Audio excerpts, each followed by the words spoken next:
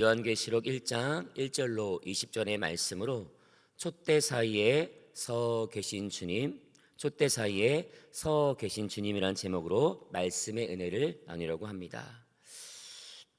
사랑하는 성도 여러분, 요한계시록을 이렇게 보게 되면 많은 분들이 이렇게 말을 합니다. 그래서 어릴 적에 그런 말들 했던 것 같습니다. 참 어렵고 무서운 말씀이다. 또 잘못 읽으면 안 될 것 같다라는 그런 마음들이 있습니다. 그래서 우리는 더 자연스럽게 이렇게 생각하기도 합니다. 우리의 믿음이 더 단단해지면, 조금 더 신앙생활을 오래 하면 그때 읽자. 말하자면 요한계시록은 믿음이 센 사람, 여유 있는 교회를 위한 책처럼, 그런 책처럼 느껴진다라는 것이죠. 그래서 요한계시록은 정말 믿음의 사람, 어떤 강한 교회를 위한 책일까요? 성경은 그렇게 말하지 않습니다. 요한계시록은 교회가 가장 편안할 때 주어졌던 책이 아니라 가장 힘들어하던 그 시점에 주어진 말씀입니다.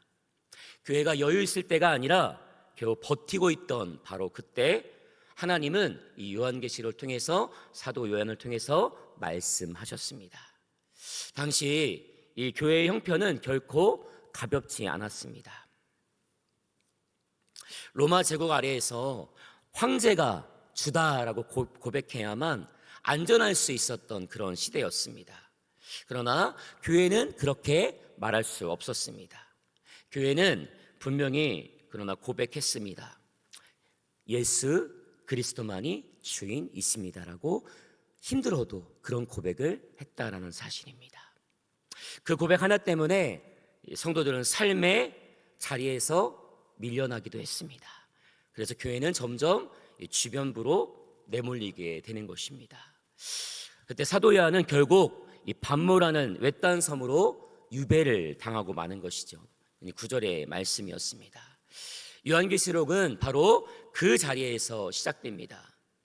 세상 한가운데서 환영받는 교회가 아니라 세상에서 밀려나 있던 교회를 향해 하나님께서 건네신 말씀입니다. 그런데 놀라운 것은 이것입니다.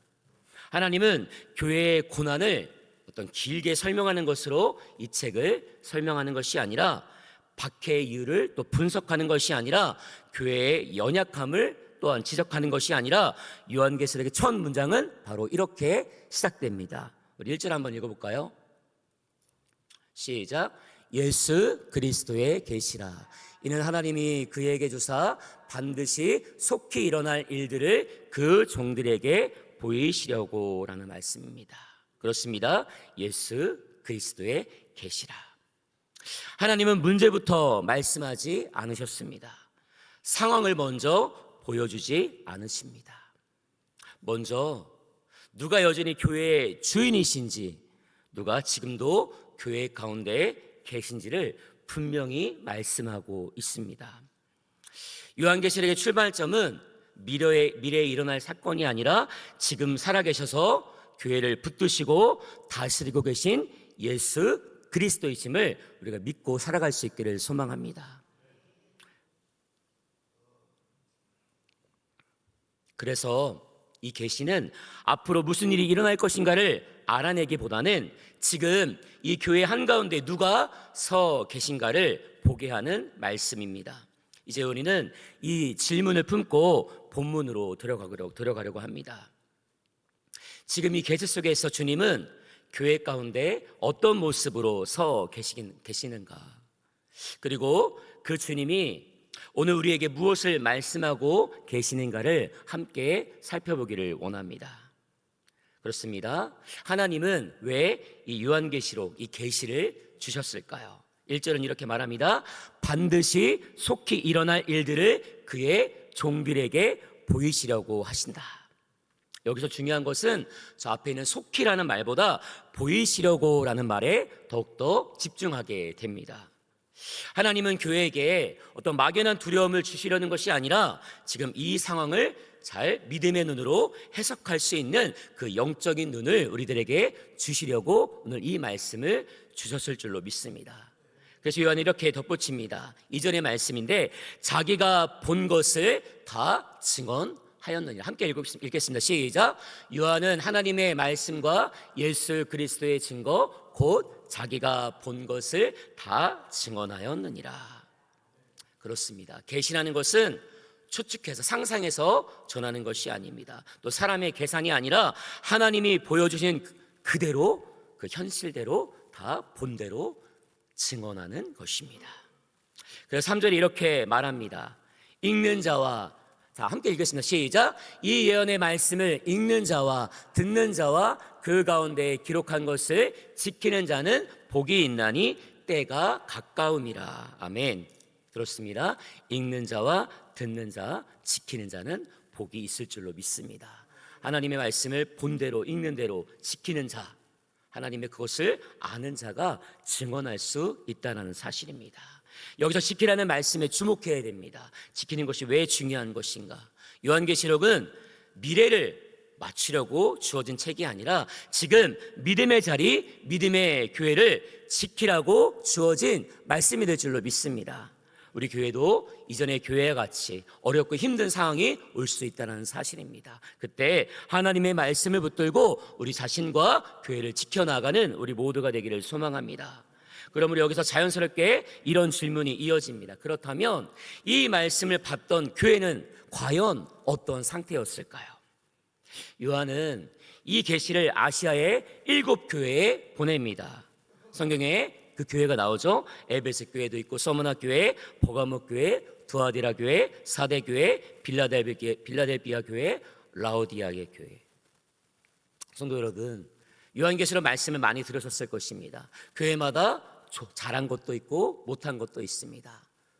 책망 받은 것도 있고 칭찬 받은 것도 있습니다. 우리 교회가 하나님으로부터 칭찬받는 그런 믿음의 교회가 될 수 있기를 주님의 이름으로 기도합니다. 바로 이 교회들은 말씀과 같이 실제 역사 속에 존재했었고 이 계시록 안에 이들 교회들에 대한 이야기들이 등장합니다. 그런데 오늘 계시록 당시 이 교회들은 너무나도 어려운 현실 속에 있었습니다. 신앙 때문에 손해를 보게 되었고 말씀으로 인해서 밀려났고 충성함으로 또 외로운 싸움을 하게 되었다는 사실입니다. 카타콤에 대해서 들었을 것입니다. 300년간 그 카타콤에 숨어서 말씀을 지키고자, 믿음을 지키고자 그렇게 땅굴로 들어가서 지냈던 로마 사람들, 로마 안에 있었던 유대인들의 이야기를 듣게 되었습니다. 그렇습니다. 그 당시 로마의 핍박으로부터 얼마나 가혹한 그런 핍박을 받았으면 이렇게 믿음을 지킬 수밖에 없으니 땅속에 들어가서 신앙생활을 할 수 있었을까요? 오늘 우리들은 너무나 편한 신앙생활을 하고 있습니다. 그러나 이 편안함 가운데 우리가 편안함 때문에 무너지는 우리가 아니라 더욱더 하나님을 바라보며 나아갈 수 있는 그런 믿음의 사람들이 될 수 있기를 소망합니다. 바로 요한 자신도 그런 상황, 어려운 상황 속에 있었습니다. 오늘 9절 말씀 함께 읽겠습니다. 시작. 나 요한은 너의 형제요 예수의 환난과 나라와 참음에 동참하는 자라. 하나님의 말씀과 예수를 증언하였으므로 말미암아 밤모라 하는 섬에 있었더니 유배를 당한 것입니다. 여기서 중요한 연결점이 있습니다. 계시는 고난 끝에 그 뒤에 주어지는 것이 아니라 고난의 한가운데에 있다라는 사실입니다. 우리의 고난은 하나님을 통해서 말씀을 통해서 고난이 유익이다라는 말씀을 붙들고 고난이 있지만 그 고난 가운데 하나님을 바라보는 우리 모두가 되기를 소망합니다. 그렇습니다. 이 고난 한가운데 주어졌다라는 질문을 보면서 이런 생각을 하게 됩니다. 이런 교회에게 하나님은 무엇을 먼저 보여주시는 것일까요? 하나님이 보여주신 것은 어떤 해결책일까요? 어떤 출구일까요? 그것을 먼저 보여주신 것이 아니라 하나님은 그 상황보다 먼저 주님이 어디에 계시는지를 보여주시고 있다는 사실입니다. 오늘 하나님께서 어디에 계십니까? 오늘 하나님이 교회와 우리 마음 중심에 살아 계실 줄로 믿습니다. 요한은 환상을 통해 예수님이 어디에 계신지를 분명히 보게 됩니다. 13절 말씀에 7 금촛대 사이에 인자 같은 이가 계시는데, 그리고 성경은 직접 이 말씀을 해석해 줍니다. 20절 말씀에 7 촛대는 일곱 교회니라. 성도 여러분, 이 장면은 어떤 우연한 장면이 아닙니다. 요한계시록 1장의 의도적인 중심의 장면입니다. 그렇습니다. 예수님은 교회를 멀리서 지켜보지 않으셨습니다. 또 하늘에서 평가만 하시는 분도 아닙니다. 바로 교회 사이, 교회의 현실 가운데 서 계시는 하나님이실 줄로 믿습니다. 우리 모든 강경에 20개 교회가 있다고 합니다. 근데 교회마다 하나님이 그 중심에 서 계시고 그 교회가 하나가 되어서 함께 성장하고 부흥이 일어나도록 하시는 하나님의 은혜와 계획이 있을 줄로 믿습니다.